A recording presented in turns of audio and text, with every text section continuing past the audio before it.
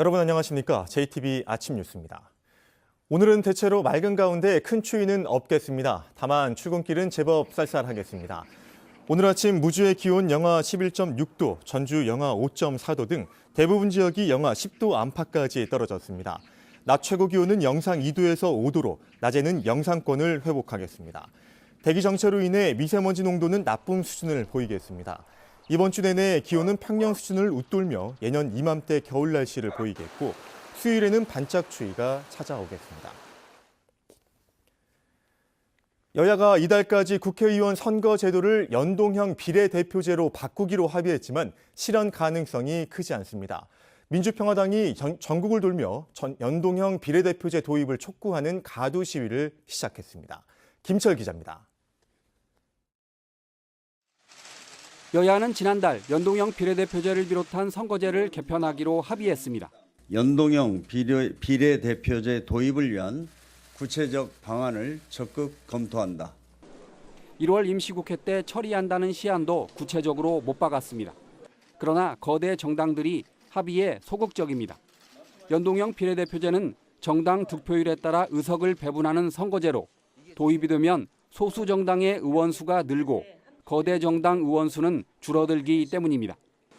거대 정당인 민주당은 연동형 비례대표제로 의원 정수를 확대하면 국민 반발을 불러올 것이라며 소극적이고 자유한국당은 아예 제도 도입 자체를 꺼리고 있습니다.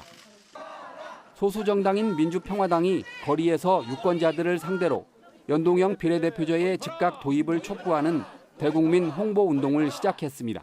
대의민주주의에서 국민 뜻이 최대한 반영될 수 있도록 하는 것, 이것이 연동형 비례대표제입니다. 그래서 비례대표제가 관철되어야만이 국민의 뜻이 반영된다. 전국을 도는 초청 강연도 광주에 이어 전주로 이어졌습니다. 2019년은 선거제도 개혁의 적기입니다. 이렇게 중앙선거관리위원장이 신년사에다 했어요. 모든 국민이 함께 잘 살려면 모든 국민이 정치적 대리인을 가질 수 있는 선거제도 개혁을 해야 된다.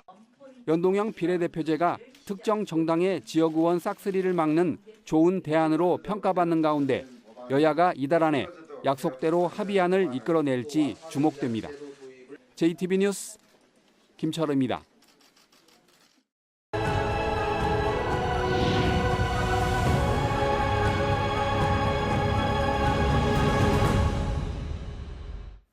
네, 새해를 맞아 전북의 현안을 살펴보는 순서입니다. 현대중공업 군산조선소가 문을 닫은 지 벌써 2년이 다 되어가고 있는데요. 군산조선소를 내년에 재가동한다는 목표가 세워졌지만 현실은 녹록치 않습니다. 보도에 오정현 기자입니다. 현대중공업 군산조선소가 문을 닫은 지난 2017년 7월, 당시 최길선 현대중공업 회장은 군산조선소 재가동 시점을 2019년으로 내다봤습니다. 좀 걱정하시는 군산조선소도 좀 어려움을 좀 참고 견디다가 2019년부터는 어떻게든 일을 할 수 있도록. 하지만 올해 군산조선소가 재가동될 가능성은 거의 없습니다. 현대중공업의 수주 물량이 2017년부터 조금씩 늘고 있지만 아직도 울산 도크 10개 가운데 3개가 비어있을 정도로 일감이 부족하기 때문입니다. 또 설사 지금 당장 군산조선소에 선박 건조 물량이 배정된다 해도 이미 초토화된 군산 협력업체에서는 배를 만들 수가 없습니다. 때문에 전라북도와 협력업체는 우선 울산에서 군산으로 선박블록 20만 톤을 들여온다는 계획을 세워두고 있습니다. 이 물량으로 협력업체를 다시 활성화하고 내년에 선박 건조 물량을 확보해 군산조선을 재가동한다는 목표입니다. 브록이라도 돌려서 공장이 숨을 쉴 수 있게끔 해주는 것. 그다음에 서해안 풍력이라든가 이런 것을. 그러나 이 같은 요구에 현대중공업이 이렇다 할 답을 주지 않고 있어 군산조선소 재가동 시점은 여전히 안개 속에 머물러 있습니다. JTB 뉴스 오정현입니다. 반면 호남에서 군산과 같은 조선업종 밀집 지역인 전남 목포와 영암의 경우 경기 회복세가 뚜렷합니다. 현대중공업 계열사이면서 독자적으로 설계와 건조가 가능한 현대3호중공업의 선박 수주 덕분입니다. 한 차례 큰 위기를 넘긴 전남 조선업계는 경기 회복에 만족하지 않고 자생력을 갖추기 위한 준비에 나섰습니다. 이어서 송창용 기자입니다. 현대중공업 계열사인 현대삼호중공업의 1차 협력업체입니다. 지난해 상반기까지만 해도 공장 가동률이 40%에 머물렀지만 올해는 80%를 목표로 하고 있습니다. 현대삼호중공업을 비롯한 인근 조선사에서 주문이 밀려들고 있기 때문입니다. 인원도 약 한 30-40% 더 충원이 될 계획입니다. 그래서 인원도 늘어나고 우리 기업체도 또 덩달아서 거기에 따른 설비 투자도 하고 준비를 하고 있습니다. 군산과 마찬가지로 조선업계 침체로 큰 타격을 받았던 전남 서남권이 불황의 터널에서 벗어나고 있습니다. LNG 컨테이너선과 유조선, 벌크선 건조에서 모두 경쟁력을 갖춘 것으로 평가받는 현대삼호중공업이 선박 수주에 잇따라 성공하면서 지난해 전남 서남권의 선박 수주 물량은 264만 7천 CGT로 1년 전에 비해 무려 87.8%나 늘었습니다. 덕분에 조선업종이 밀집된 이곳 대불 국가산업단지의 고용인원은 2017년 말 4,700명에서 지난해 말 6,000명으로 크게 늘었습니다. 새해 수주 전망도 밝습니다. 현대삼호중공업은 올해 수주 목표를 지난해보다 30%나 많은 43억 5천만 달러로 잡았습니다. 이번을 통해서 다시 3,000명 정도를 다시 채용을 하는 그런 여건이기 때문에 굉장히 지역 경제에 미치는 영향은 매우 크다고 볼 수 있겠습니다. 한 차례 큰 위기를 넘긴 전남 조선업계는 언제라도 위기가 재발할 수 있다고 보고 자생력을 키우기 위한 대책도 함께 추진하고 있습니다. 단순히 대형 조선사의 선박 블록을 제작하는 것에서 벗어나 자체적으로 중소형 선박을 건조하기 위해 공동 진수장을 마련하기로 한 것입니다. 사업비 137억 원은 전라남도와 함께 이미 확보했습니다. JTB 뉴스 송창용입니다. 요즘 같은 겨울철에 자주 드시는 과일 중에 하나가 바로 딸기지요. 농촌진흥청이 기존 딸기보다 크기도 크고 영양소도 풍부한 새 딸기 품종 아리향을 개발했습니다.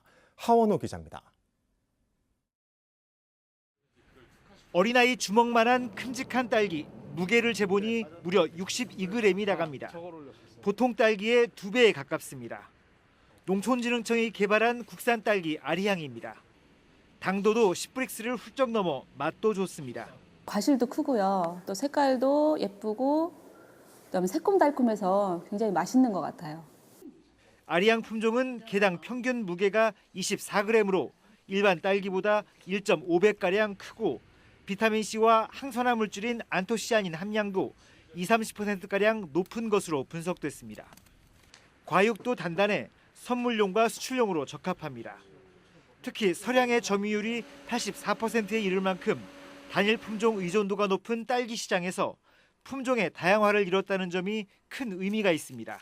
앞으로는 그런 품종의 고급화, 또 지역별로 품종의 차별화를 통해 가지고 소비자가 다양한 딸기를 선택하고 또 이를 통해서 농가 소득도 올릴 수 있기를 기대합니다. 농촌진흥청은 전국의 딸기 주산지에 아리향 품종 보급을 확대해 농가 소득 향상에 도움을 줄 계획입니다. JTB 뉴스 하원호입니다. 남원시가 저소득층 어르신들에게 연간 10장의 무료 목욕권을 지급합니다. 완주군이 공동체 지원센터를 확대해 사회적 경제를 활발히 운영하기로 했습니다. 나금동 기자입니다. 남원시가 만 70세 이상 기초연금 수급자 8천여 명에게 무료로 목욕권을 지급합니다. 남원시는 기초수급자 어르신들에게 1인당 연간 10장의 무료 목욕권을 지원하기 위해 4억 2천만 원을 편성했다며 희망자는 읍면동 사무소에 신청해달라고 당부했습니다. 지역사회에 보탬이 되고 어르신들이 건강하고 행복한 노년을 보낼 수 있도록 다양한 사업을 추진해 가겠습니다. 2019 설날 장사 씨름 대회가 다음 달 1일부터 6일까지 정읍에서 열립니다. 정읍 씨는 대한씨름협회 등과 업무 협조를 약속하고 대회의 성공 개최에 노력하기로 했습니다. 완주군이 3팀 체제의 공동체 지원센터를 1실 4팀으로 확대 운영해 사회적 경제를 지원합니다. 완주군은 완주형 사회적 경제 모델인 소셜굿즈 육성을 지원하는 한편 아파트 공동체와 마을 공동체도 육성하기로 했습니다. 장수군 보건의료원이 다음 달 27일까지 경로당을 돌며 건강관리 체조 프로그램을 실시합니다. 전문 체조 강사가 어르신들을 대상으로 35개 경로당에서 근력 강화와 유연성 운동 같은 신체 활동을 지도할 예정입니다. JTB 뉴스 나금동입니다. 무소속 이용호 의원이 최근 민주당에 입당 신청을 했지만 당 안팎의 분위기는 우호적이지 않습니다. 이용호 의원의 최종 입당 여부는 중앙당 당원자격심사위원회가 결정하지만 박희승 현 남원 임실 순창 지역위원장과 일부 당원들이 반발하고 있는 데다 지난 대선과 지방선거 때 이 의원의 해당 행위를 놓고 논란이 일고 있습니다. 더욱이 중앙당에서도 사선의 최재성 의원이 공개적으로 이 의원의 입당을 반대하는 등 의원들의 반발이 적지 않고 민주평화당과의 관계를 우려하는 목소리도 많아 상당한 진통이 예상됩니다.